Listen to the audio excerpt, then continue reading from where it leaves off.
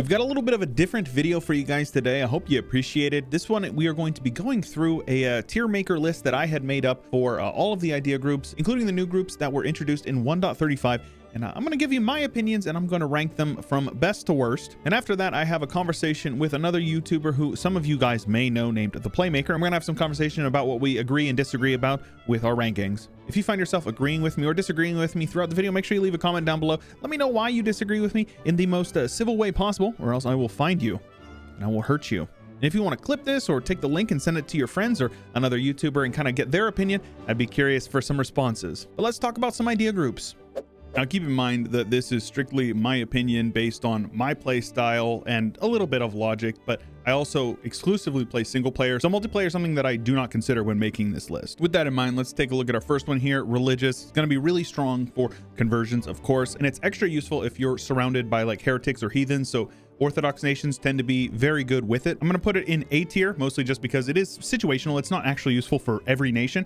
And I think for a idea group to be an S tier, it has to be useful for basically everybody in the game at any time. And then what you would kind of consider the other side of the spectrum within the admin tier list would be Humanist Ideas. It's great for wide play because it gives you tolerance, it gives you stability cost, it gives you improved relations. The finisher is also 10% idea cost reduction, so it helps basically pay off idea groups as you take them later in the game. I'm going to give that also an A tier as well to go with religious. And then there's economic. My beloved. It used to be S tier, definitely not so much anymore. It used to have 20% dev cost for its finisher, got nerfed down to 10%, and then it was taken out entirely and given to infrastructure, the new idea group. It's got a couple of ideas that generally boost economic growth. It's decent for like a general economic boost, and the policies can be fairly good. The finisher is now goods produced, and if you pair it with like quality for extra discipline or trade, it can be quite useful, but definitely not S tier anymore. I'm actually going to go ahead and put it in the C tier now. And then there is economic 2, electric boogaloo. We have infrastructure ideas here. These were added in 1.35, and they're basically the new economic group, like I said. It's a big help with governing cost, which is a huge thing if you're playing wide. And it has some really good modifiers for building time and build costs. So an idea group like infrastructure is really going to help you snowball once you start building those manufactories come mid-game. And you can't forget about the 10% dev cost that was taken from economic and given to infrastructure. So for that reason, I'm going to put it in the S tier because, as I said, every nation in the game can benefit from having this idea group. Next would be administrative ideas. It's a fairly well-rounded idea group. It definitely pays for itself over time with the core cost reduction, the admin advisor cost, the admin tech discounts, and the finisher gives 25% gov capacity. So it is really useful for those kind of wide blobby games where admin can be a bit hard to come by, but because it only saves you admin mana, I'm going to go ahead and put it in the B tier because it's very good, but it is not a must pick. And now for my hot take of the day, we're going to talk about innovative, my beloved. It is my personal favorite, and I know that that is a contentious topic, but to name a few things, it allows for very fast stacking of innovativeness, which gives you all power costs, which is super useful. It saves you on all mana types as opposed to administrative, which just saves admin. Between scientific revolution, which gives you a flat 10% off all tech costs for the rest of the game, as well as the advisor cost minus 25% for the finisher, it saves you a ton of money and gives you a ton of mana in the long term. If you take it for your first idea group, there's no doubt in my mind it is an S tier group. However, the return on investment definitely falls as the game goes on, so if you don't take it first, maybe second, I wouldn't take it at all. The mana that you save in the long game is probably going to be competitive with the 10% dev cut discount that you would get from infrastructure, and the cheaper advisors mean that you can get a lot more mana early in the game. And then we have expansion, which is obviously a must take if you're going colonial. It gives you 2 colonists, which allows you to very quickly grow your colonies, and it has some trade bonuses, which makes it pair very well with ideas like trade ideas. If you're not going to go colonial, you're never going to take it for the most part, unless you're trying to fill up a couple of points in like a world conquest at the very end, but that's very niche. Colonization is super strong and super powerful, but it's pretty boring for a lot of people, myself included. So I can't give it S tier because I would definitely never take it every game. So I'm going to go ahead and put it in the A tier because it is very powerful, but not a must pick. Going from expansion into exploration in the Diplo groups, we're going to go ahead and take a look at those next. Explo is your usual opener if you are a colonization nation like Castile, Spain, England, something like that. It allows you to explore, as the name would suggest, and it gives you a colonist as well as some naval buffs, but overall, it doesn't buff colonization as much as expansion. So for that purpose, I'm going to go ahead and put it in the B tier. Another new idea group added in 1.35, Court Ideas. Kind of a jack of all trades, master of none, does a lot of things, but doesn't really do anything particularly well. You get some fairly nice bonuses like estate loyalty, effect of estates on absolutism. Reform progress is a big one, as is splendor, but I can't say that it really makes it stand out to the point where, oh, I would rather take this than other diplomatic idea groups. So sad to say, the new idea group will go in the C tier. Diplomatic gives 2 diplomats, diplo rep, diplo relation slots, and to top it off, it gives you minus 20% province war score cost. And if it couldn't get any better, it does, because it also gives the lowered impact of stability on diplomatic decisions, putting diplomatic firmly in the S tier. I would argue in one of the best S tier slots. Let's go ahead and put Diplo in front of Innovative, which is also in front of Infrastructure, in my opinion. Influence is kind of the weaker brother of Diplomatic, but it does have its purpose. Influence is much more focused around vassal play, and it is basically the only idea group that is a must pick if you want to get a lot of vassal play going. It gives you buffs from your vassals, but it also allows you to integrate your vassals easier, which means if you're trying to go through a gameplay where you're, say, focusing on feeding vassals and then integrating them, rather than spending your admin, you're spending your Diplo. Influence is a great way to do that. Though not as strong as Diplo, Influence is very powerful, and I'm going to put it very firmly in the A tier. And then we have Maritime, and often memed on idea group, but I'm going to tell you why it's not as bad as you might think. Under the right circumstances, naval domination can be massive if you're playing as a nation like on the island of Britain, or you're trying to control a very powerful and very impactful strait. This can be a big one. Not to mention the coastal repair for the finisher is very useful, and it helps minimize a ton of micro that you otherwise would have to do. So while it's not incredibly useful, it is situationally very useful. I'm going to put it in the C tier because it's not terrible, but it is not that great in terms of its versatility. Of course, we have trade, which allows for just massive buffs for any nation in the game who takes it. If you're in a trade node that has a decent bit of money in it and you take this early on, you can snowball much faster. It also scales incredibly well into the late game as you grow because of the trade steering and caravan power bonuses it gives. And this doesn't even mention all the incredible policies it has with idea groups like quantity or religion. So this is definitely going to be very firmly in the S tier, I would say right after Diplo. It's basically a must pick for me in every game. And the final diplomatic idea group is going to be Espionage Spy Ideas.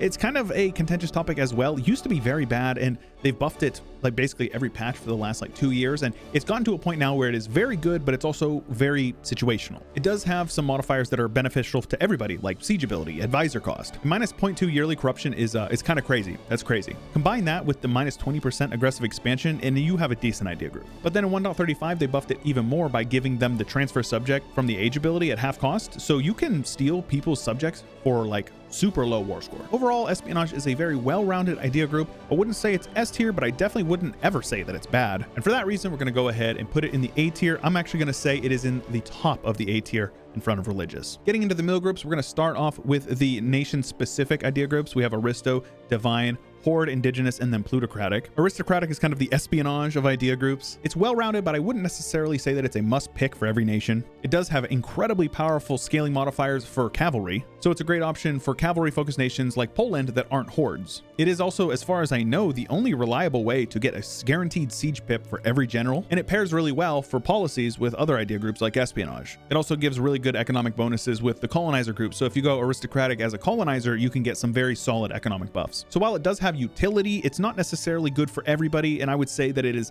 less useful than something like espionage. So we're going to go ahead, we're going to put it in the B tier. Divine, which is essentially the theocratic aristocratic idea group, some decent defensive combat bonuses, good unrest reduction, and other idea groups like Humanist and Espionage have decent policies, but overall I would say that it's more of a role play group. If you're going to take Divine, you basically have to take other idea groups that synergize well with it for policies. So on its own, I'm going to say that it is also B tier, right below aristocratic. And then we have Horde Ideas, which is of course for hordes. It's super powerful. It buffs cav through the roof. You get really solid bonuses for religious unity, internal stability. However, it is for hordes, and while cavalry is really good in hordes, hordes tend to not be able to really afford a whole lot of cavalry. So it's really useful for a horde that has money, but that may take a little bit of snowballing before they can get into that situation. So Horde Ideas, well, definitely not an S tier, definitely a solid A tier. And then there's Indigenous, which is going to just go into the D because natives are just not fun, and you shouldn't have to play natives. The final government-specific one would be Plutocratic. It gives some well-rounded bonuses, some economic, some military, but the 10% goods produced that you get for it is very powerful, and I would say sets it above the other ones, especially when you consider that republics tend to be more trade-focused, and 10% goods produced pairs really well with that.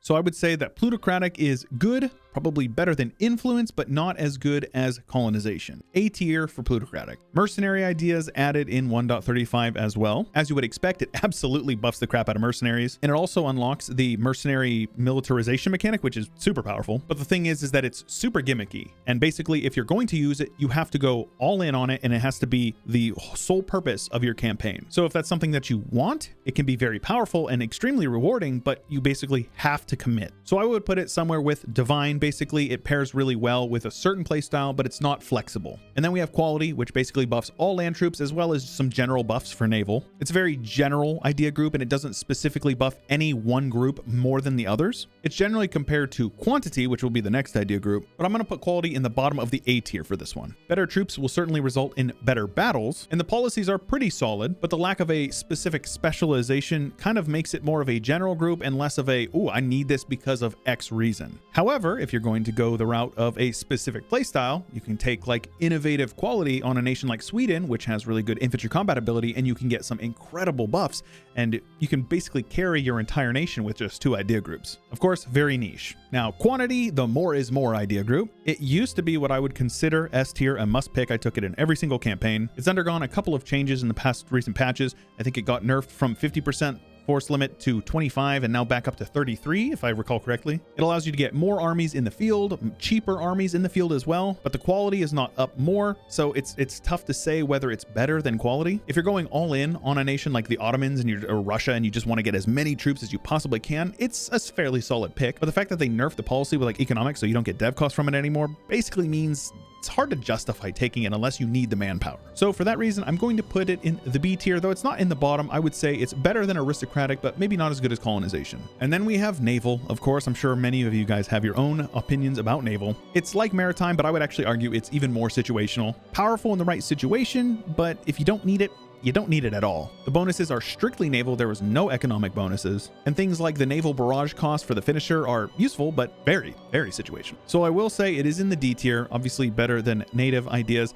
but it's one of those things where you're going to take it if you're taking Maritime, so they pair together well, but there's no real reason to take it unless you are playing a naval nation like pirates and you are leaning into that playstyle. The final 2, defensive and offensive. Defensive giving you morale buffs as well as reinforcement buffs, which are very powerful. And I believe in 1.35 they buffed it so it gives more hostile attrition, which is super useful. But the thing is that being defensive in a war can be useful, but it's not usually going to win you a war. The morale is useful, but it doesn't scale as well into the late game as something like discipline. So I will say that defensive is a B tier, but again, probably not as good as something like quantity, but still useful. And for the final idea group is offensive. Offensive buffs your generals, it buffs your military, it makes your military cheaper. It gives you discipline, which is a big one. But the big one for me is that it has siege ability, which siege ability makes it so the base time for each siege tick is lowered. If you combine offensive with an idea group like innovative, you get a policy which gives you more siege ability, which is crazy, but it also pairs well with other economic idea groups like trade. Better generals allow you to win battles. If you win those battles, you can now siege down your enemies and you can siege them faster. You win sieges, you capitulate your enemy faster, and you win the war. Offensive, for me, very firmly in the S tier. I will say behind innovative, but in front of infrastructure. So this is my tier list of idea groups for EU4 in 1.35 as a single player guy. I'm curious about your opinions, so let us know in the comments below. Another YouTuber named The Playmaker had reached out to me about talking about his opinions for idea groups, and so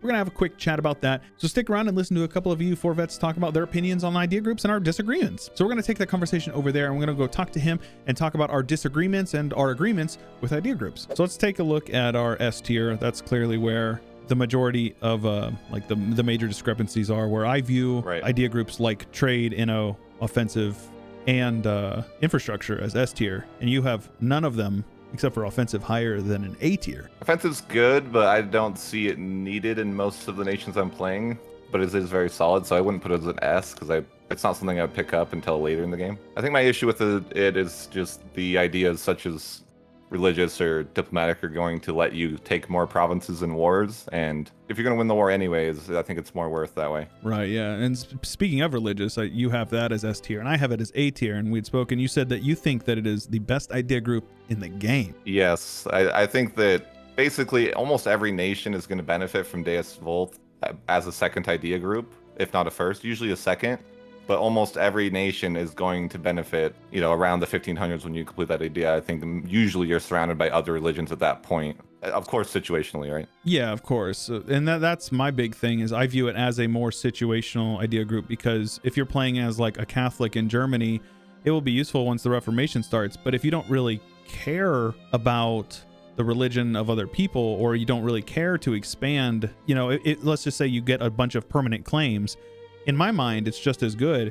And if you take an idea group like espionage, you don't need religious, because you can just eat up that aggressive expansion with the claims as well, right? Right, and I think it just depends on kind of the stacking modifier too, right? Like I'm a fan of espionage and religious income, combined, because it's kind of like you're getting less aggressive expansion from Days Vault, and you have a negative 20% on top of that. Right. So I kind of view it as like a stacking thing. But to me, I would just say, this is kind of an off topic a little bit, but I did a Three Mountains World Conquest, and I found that it was so hard to conquer without Days Vault, even there, where you're thinking like that's kind of out in the kind of Aztec land. So Yeah. find the Aztecs, and it was like, first I tried, you would think like expansion exploration would be good, which I thought originally, but then I just realized that I was having such a hard time with unjustified demands, and not being you able to lose a get lot of claims. Diplo with unjustified demands if you're using it too much. Right, and so and then when I switched to Days Full, it's like, wow, I can just conquer everything with no penalties, instant CBs, right? Like it literally sped up my game so much, and that's kind of where my argument would be, is that speed you up so much. You don't, right? Maybe you're not the best at fabricating claims like ahead of time. Like sometimes I forget to get claims before I'm ready for the next war, right? Well, now you don't have to. Yeah, true. It does minimize the amount of like thought you need to put into it, but I mean, yeah, but the thing is then once, what happens when in the late game when Deus Vult is obsolete, and if you don't care about conversion, do you get rid of religious, or do you keep it for what? Yeah, you just drop it. Okay. I mean, I did when I said I played Ryuku and I did Three Mountains, I dropped it completely because yes, it is useless, and that's why maybe I could see an argument in not S tier, because it's only useful for a certain time period of the game. Right. It's only good as maybe a second to fourth idea group. After that, it's just kind of useless. Yeah. Yeah, which is exactly why I put it in the A tier, because I say it's useful, but S tier for me is reserved for idea groups that are basically everybody in the game at any point in the game will have a benefit from it, though with the exception of, I would say, Inno is one of those things where if you don't take innovative ideas as your first idea group, it's diminishing return. So it's like you take it as your first idea group, you will save like whatever it is, like 5,000 mana just on tech throughout the rest of the game, which is significant. But if you take it later on, then you get less innovative, like you'll stack your innovativeness later, so you'll get less all power costs. It is S tier for the first, 50, 60 years of the game, and then after that, it probably drops down to like B tier, because you still get the benefits, but it's not as great, right? I have infrastructure in S tier as well, the new idea group from 1.35, and you have it in B tier. And so you said that it's because you don't really view development and stuff like that as a huge thing. But what about the government like cost, the increase, the expand infrastructure bonuses you get, or state maintenance and all that stuff? Wouldn't you view that as very useful as somebody who likes to play very blobby and wide? Yes, but not as useful as admin, and it's just kind of like admin's just better, right? Yeah. Like that's kind of my logic there. It's like I wouldn't get it for one. Religious, I always say, I love religious. So imagine I have a locked in one slot there, right, and then another slot locked in for admin, right? So so I couldn't even get it until a fifth, and by then I'm probably wanting humanist. That's kind of my logic. Yeah, which I can understand. See, my big thing with admin is that admin saves you a lot of admin, right? Whereas innovative saves you a lot of every mana type. And if you combine that mana type with lots of development, then you can snowball faster, and then if you have like trade, which you have in the C tier, you stack up a lot of development with trade, you have a lot of goods produced, you have a lot of trade power because of that high development that from your provinces, then you can like really snowball your economy super hard, especially into the late game, because trade gives you caravan and trade steering bonuses as well. So like you can just make buckets of ducats. I can see that. Like, again, my logic's always, if you don't need money, you can get away with it, right? It's not, I don't know. To me, it's like, it'd be the same as like, well, we agree that economy is bad, and that's similarly just money, right? Yeah. But I guess for you, trade is way more money, or where's your differentiate there? So my big thing is like early game, I value tax, because tax is just more abundant, right? Trade comes from production as well as having large borders and having money to invest into centers of trade. But the major thing with having money in the early game is, I think money you have now is more important than money you have later, because money you have now is money that you can invest. So you get money, you build buildings, you make more money, you build more buildings, which allows you to snowball. But then on top of that, you have more money to invest into manufactories and all that stuff. But even more so, you can build a bigger army, right? And that big army makes you more formidable.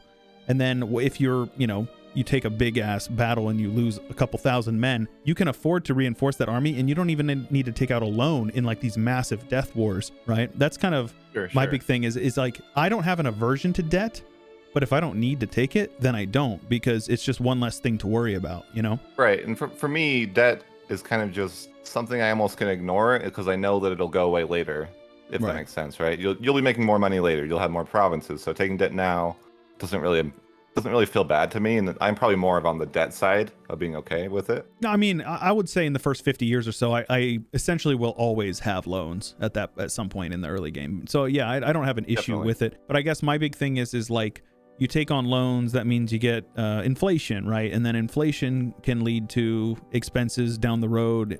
Obviously everything gets more expensive with inflation, and so it's like it creates this kind of cascade of effects. So I just say, well, if I don't have to take the loan, then I won't.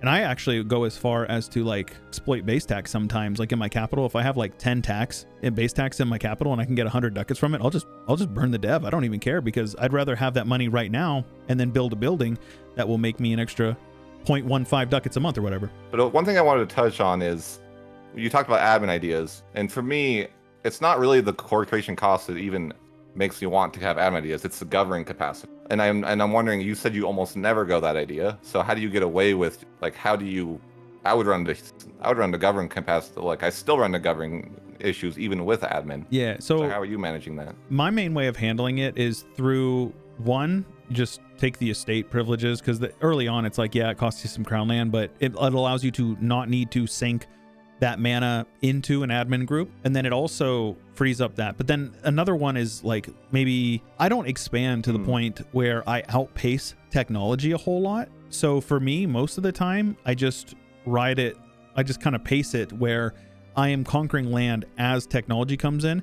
And then once I have, and then take this back to like reasons why I take trade ideas, I have enough money to build courthouses and state houses when the time comes where I start struggling for governing capacity.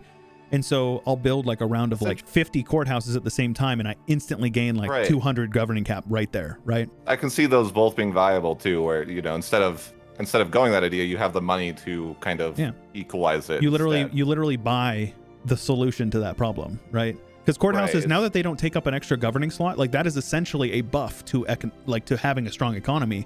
Now that the courthouses give their own slot like universities do, right? Right. So I run into issues when I get to the absolutism and I've granted those privileges where I'm in like some sort of what I would almost call a governing capacity debt, where it's like, now I want to get rid of 3 privileges, but I can't, right? Because I would be like 300 over gov cap if I did. Right. Nearly. And it's like you have to either choose to lose absolutism or take all the malices that come with being over your gov cap, which is like super crippling. That's always a problem that I run into. And you say you don't get the idea at all? Is that right? Sometimes. Like I took it in my Byzantium run just because I knew I was going to be taking over a ton of land in like Iberia, Germany, France, but like it's lots not of development. It's a must-have for you. It's not an definitely A tier. Not. No, definitely not. For me, it's like I take it every single game. Yeah. But I'm wondering how much gov cap you're losing in like by the 1600s with all the the hundreds of others that you get. Yeah, and I don't usually take infrastructure ideas either, but if I were to, the minus 100% expand admin cost is super useful, especially if you because it's like, once you finish out your government reforms, what are you doing with your excess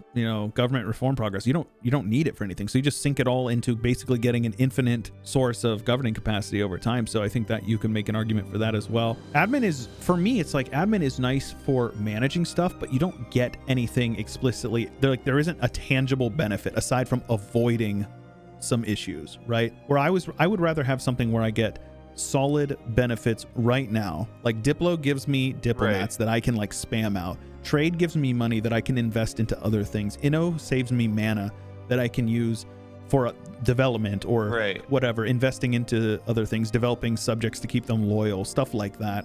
So whereas admin 25% CCR though, to me. Oh yeah, no, believe me. If how do you get away with that? That's so good. Yeah, well, to me, I guess most of the time I try to focus on if admin is hurting for me, I will take admin mana.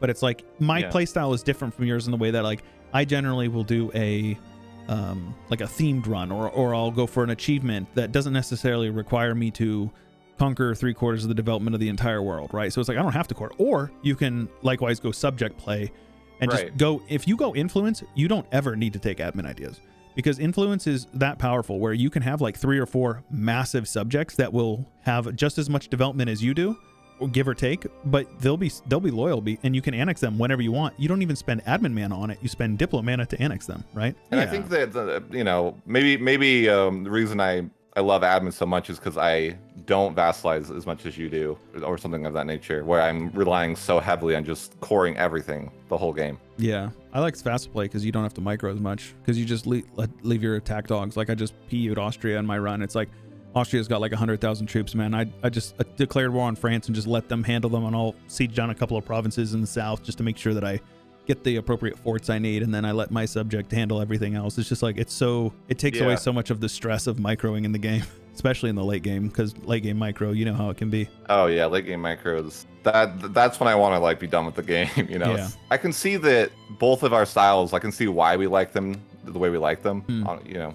Yeah, I would consider myself more of a role player than I am like a wide blobbing player. But I think I'm capable of blobbing with the style that I enjoy. Maybe it's not as optimal, but you know, I find it more enjoyable, and I value development so much more than, like, I would rather develop provinces that I already have that have prosperity and all that stuff than take a couple of like step lands that with like 20 development across like 4 or 5 provinces. You know what I mean? Like I would rather have that 20 development in my home state. That's interesting to me. Yeah, I would too, but like I'll have to, these are just things I haven't tried, and that's kind of interesting too, because I'm actually interested after chatting with you about innovative to try it, because I've looked for me, it's kind of like I looked at the idea and I'm like, it doesn't seem good, right? But kind of getting a different perspective on it, the policies are crazy. Try Inno offensive. Just do Inno offensive, and I promise you it will change your life. It will change your life. Inno offensive. Like, could you do that? Like, what nation would you say? Like give me a recommendation. Do a Brandenburg, Prussia. Just do a Brandenburg, Prussia.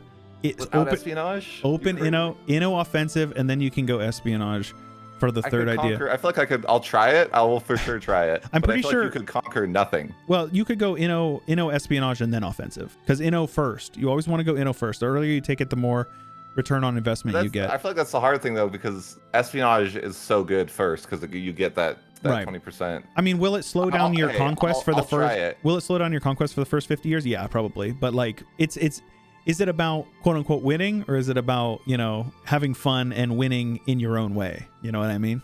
Because at the end of the day, it's a game. It's a strategy game, and there is like optimal ways to play.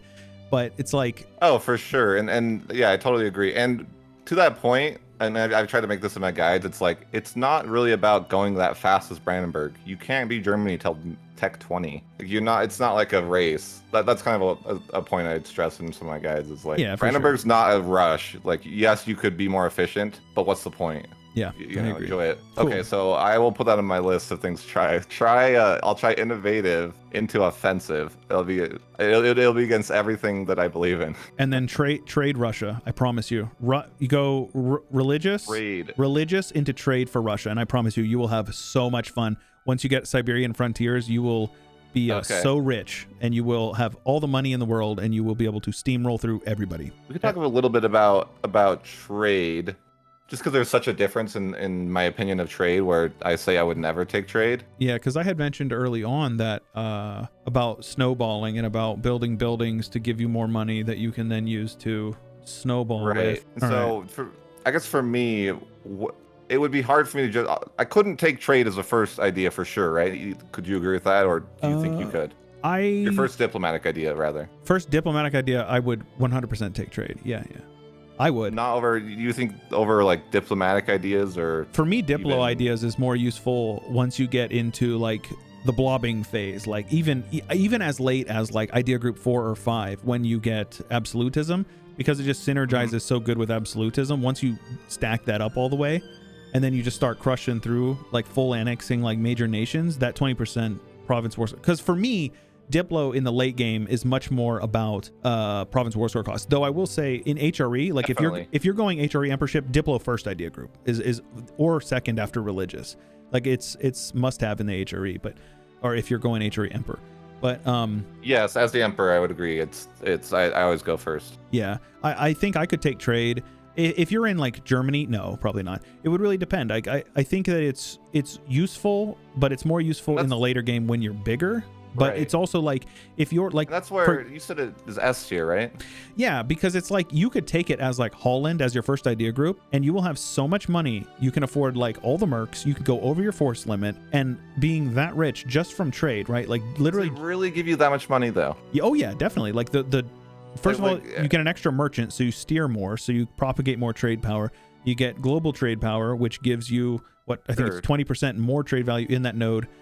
So then you have more money that you can use to invest into more light ships, and then you like if you're in a trade node like the English Channel, you can definitely punch up like way above your weight if you have trade ideas. I can see that, but for the average nation, like okay, I like to take Brandenburg as an example because they're just Brandenburg's in Saxony though, and Saxony's a dog shit trade node. So I would say it's useful. Most of the HRE would be that way, right? Though. Yeah, like, if you a lot of the HRE wouldn't be useful in most of the HRE until you can like move your trade capital to somewhere like the Channel, Lubeck, maybe Venice, something like that, and you can steer that way. Yeah, I would probably not take trade, but I think that it's just like the major thing about trade is that the bonuses you get from it really do allow you to snowball if economically, and then economic snowballing turns into everything else, because if you have more economy, you can, like I said, you can build more conscription centers, so you get more force limit, you can build more manufactories and whatever those other fancy manufactories, so you can get more manpower and all that stuff. Like you basically you buy power. That type of gameplay too. Yeah, it's definitely different type of gameplay too. I value buildings like over everything else in the game, because buildings you want to make more money, and me, I want to expand more. It's just a different style. Yeah, I definitely would consider myself a taller player, because it's like I would rather extract the absolute most value out of what I have rather than taking more without having something that I know I can invest into that new province.